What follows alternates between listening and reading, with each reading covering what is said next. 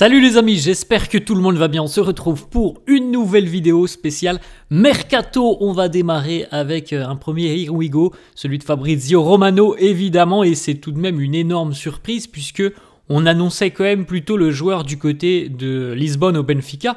Eh bien pas du tout, João Félix a encore opté pour un choix de carrière plus que surprenant. Enfin, évidemment, on comprend le choix sur l'aspect financier puisqu'il va rejoindre l'Arabie Saoudite. En revanche, le choix sportif pour un joueur comme lui, bon, ça laisse évidemment des questions autour tout simplement de la volonté de João Félix d'avoir un rôle important dans un projet important en Europe, parce que là il avait la possibilité peut-être de se refaire un petit peu la cerise du côté du Benfica. Il a choisi visiblement l'option financière du côté d'Al Nassr. Al Nassr est ok pour signer João Félix du côté de Chelsea. Il va s'engager donc contre à peu près 50 millions d'euros, plus vraisemblable 30 millions d'euros la clause, plus des divers bonus. Ça atteindra certainement les 50 millions d'euros. Donc voilà, c'est un choix de carrière, on l'a dit. Il y a beaucoup d'argent pour l'Arabie Saoudite. Maintenant, on comprend tout de même que le sportif n'est pas la première option pour João Félix. Il y avait l'option du Benfica. Voilà, c'est son choix. Il faut le respecter, mais on comprend tout de suite qu'il a mis de côté le volet sportif parce qu'il y avait des opportunités en Europe, notamment celle du Benfica qui allait certainement le relancer complètement. Je ne dis pas qu'il ne va pas se relancer là-bas, mais ce n'est pas le même football tout simplement. Pour un joueur de son âge, c'est encore un choix de carrière qui n'est pas très bon. Malheureusement, João Félix n'est pas, comme on l'avait évoqué il y a quelques jours, la promesse qu'il aurait dû être lorsqu'il est arrivé dans le monde professionnel. On lui souhaite le meilleur du côté de l'Arabie Saoudite. On continue et justement, on est toujours du côté de l'Arabie Saoudite, mais cette fois-ci, c'est peut-être chemin inverse pour le milieu de terrain serbe, plutôt milieu de terrain très offensif, Sergej Milinković-Savić, le joueur d'Al Hilal qui pourrait faire son retour en Europe. 3 grosses écuries de première ligue intéressées: Manchester United, Newcastle et Tottenham. Milinković-Savić, ça fait 2 ans maintenant qu'il est du côté d'Al Hilal. Les saisons sont globalement très satisfaisantes pour lui. Il dépasse la barre des 10 buts. Il est assez proche en général des 10 passes D. C'est un joueur vraiment très fin techniquement, une très bonne vision du jeu, Sergej Milinković-Savić. Il a une capacité à casser des lignes.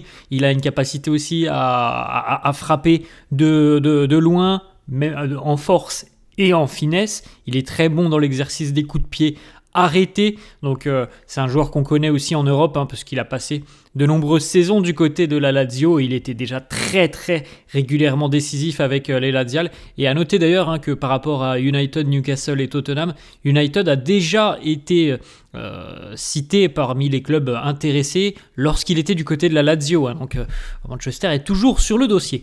Ensuite les amis, on va aller du côté du RB Leipzig avec l'attaquant slovène Benjamin Sesko, qui pourrait donc quitter l'Allemagne, puisque cette fois-ci c'est Newcastle en Première Ligue qui est intéressé par Benjamin Sesko. Newcastle prépare normalement une offre pour le RB Leipzig. Il a passé 2 saisons donc du côté de la Bundesliga avec le RB pour un petit peu moins de 30 buts marqués. Grosso modo, c'est à peu près des saisons à une quinzaine de buts en Bundesliga, plus quelques passes décisives. C'est un attaquant assez rapide, Benjamin Sesko, qui a un bon sens de la finition, qui est un joueur aussi très intelligent dans ses déplacements, dans le jeu avec ses coéquipiers. Donc c'est un bon profil. Certainement que Newcastle est peut-être en train de préparer le départ d'Alexander Isak, donc on s'intéresse à Benjamin Sesko. Ensuite, du côté d'Arsenal, les Gunners vont passer à l'offensive pour Eberechi Eze, le joueur de Crystal Palace. Arsenal a bouclé l'arrivée de Victor Gyökeres, mais le mercato des Gunners, qui est un mercato vraiment très séduisant depuis le début, avec des arrivées vraiment intéressantes comme Zubimendi aussi. Gyökeres, c'est vraiment plutôt pas mal ce que propose Arsenal sur ce mercato, avec Christian Mosquera aussi par exemple en défense. Et Eberechi Eberechi Eze aussi, ça peut être vraiment quelque chose d'intéressant. Un joueur qui est un vrai détonateur, Eberechi Eze, très très vif, capable d'éliminer très facilement les adversaires. Il est capable aussi de marquer des buts, de délivrer quelques passes décisives. Donc ça semble encore une fois être une bonne pioche du côté des Gunners, un mercato plutôt convaincant du côté d'Arsenal. Ensuite, on va les amis du côté de Newcastle et de Liverpool, comme on vient de l'évoquer. Newcastle est sur le dossier Benjamin Sesko, peut-être pour préparer le départ d'Alexander Isak, parce que Fabrizio Romano annonce qu'il y a une grande chance que Liverpool, peut-être là dans les 2-3 prochains jours, offre une première indemnité de transfert à Newcastle pour Alexander Isak, et on parle déjà de quelque chose qui pourrait être une indemnité colossale, puisqu'on du côté de Newcastle on demande visiblement 120 millions d'euros, et ça n'effraie pas les Reds de Liverpool de poser 120 millions d'euros, donc à noter que Alexander Isak est déjà OK pour rejoindre Liverpool. Il y a quelques jours, il y a une semaine à peu près, on annonçait que Isak était plutôt chaud pour rejoindre l'Arabie Saoudite. Visiblement, c'est faux. Alexander Isak n'envisage qu'une seule option, c'est Liverpool. Donc, on suivra tout ça dans les prochains jours. Le mercato des Reds de Liverpool est exceptionnel pour le moment. C'est assez dingue. Ensuite, les amis, on va du côté du Paris Saint-Germain.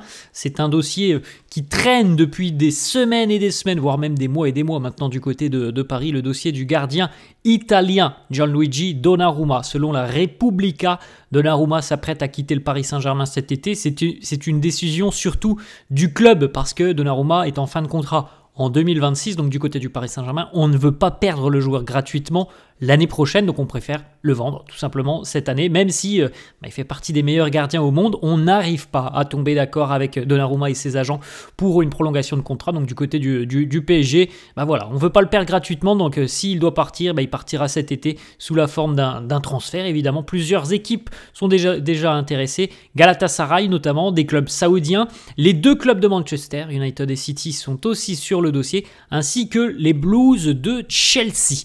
On enchaîne, on va les amis du côté du nord de l'Espagne, dans la Catalogne, du côté de Gérone. Gérone qui est tombé d'accord avec Thomas Lemar, le milieu de terrain français de l'Atlético Madrid. Il va arriver donc pour un prêt d'une saison. On espère que ça va le relancer, parce que franchement les amis, Thomas Lemar, on n'en entend plus du tout parler. Il ne joue plus. Ça fait 2 ans, j'ai été voir les statistiques de Thomas Lemar depuis 2 ans avec l'Atlético Madrid. Donc c'est quand même long, 2 ans les amis.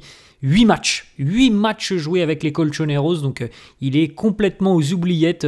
Thomas Lemar, évidemment, il est très très loin de l'équipe de France. C'est un ancien international, mais là je pense qu'il est vraiment très loin de l'équipe de France. 8 matchs en 2 ans pour Lemar, donc je pense que c'est une très bonne idée pour lui de rejoindre Gérone, où il y aura pas beaucoup de pression, et il pourra travailler quand même beaucoup plus tranquillement.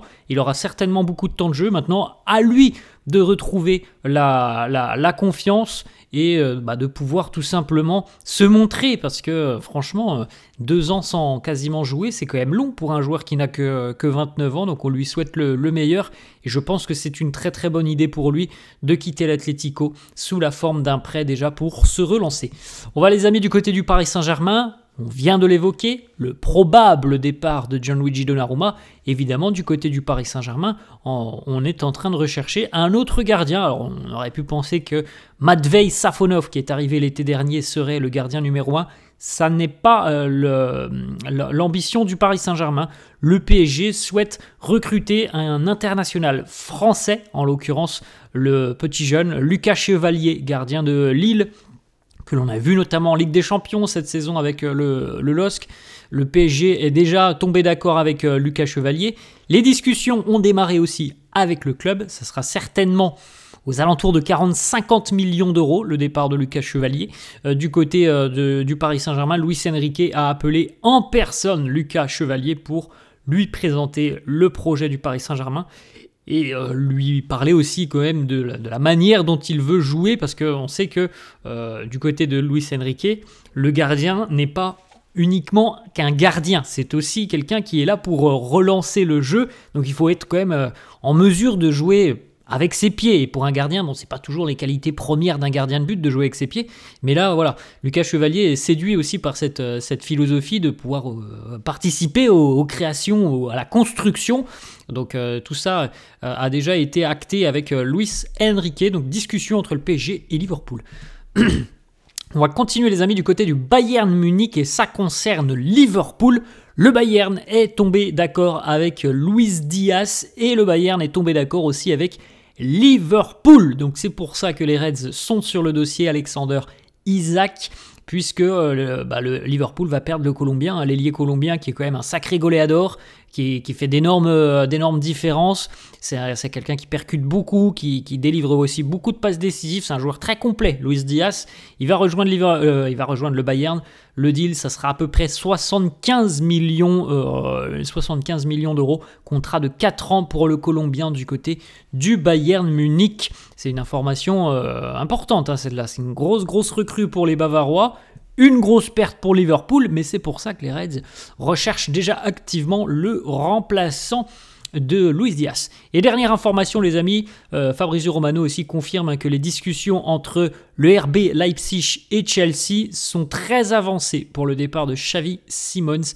Les négociations se poursuivent, il y a encore du travail, quelques clauses à échanger et à discuter entre les deux clubs. Mais en tout cas, Xavi Simons a déjà donné son accord à Chelsea. Il veut rejoindre les Blues et ça devrait se faire dans les prochains jours. Voilà les amis, la fin de cette vidéo. J'espère que ça vous a plu. N'hésitez pas comme d'habitude à lâcher un petit pouce bleu. N'hésitez pas non plus à vous abonner à la chaîne. Je vous souhaite une très bonne journée. Je vous dis à la prochaine. Ciao!